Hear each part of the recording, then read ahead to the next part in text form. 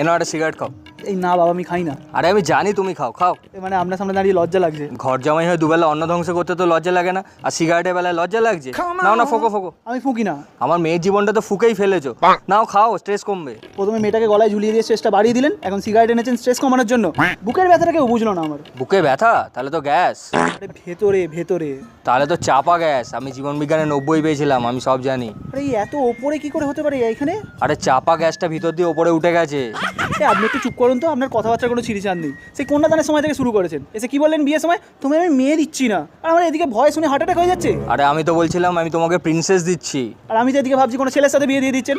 তোমার কথাটা তো কোনো দাম নেই। বিয়ের আগে তো আমাকে এসে বললে যে আপনার মেয়ের হাত দুটো চাই, তো হাত দুটো কেন, গোটা বডি নিয়ে চলে যেতে।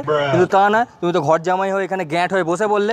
আপনি চুপ করুন তো, আপনার সাথে কথা বলার কোনো ইচ্ছা নেই আমার, আমি চলি। সে যে চুলোয় যেও, জামাই ষষ্ঠী উপলক্ষে ভালো মন্দ রান্না হয়েছে, গিলে উদ্ধার করে তারপরে আড্ডা মারতে যেও।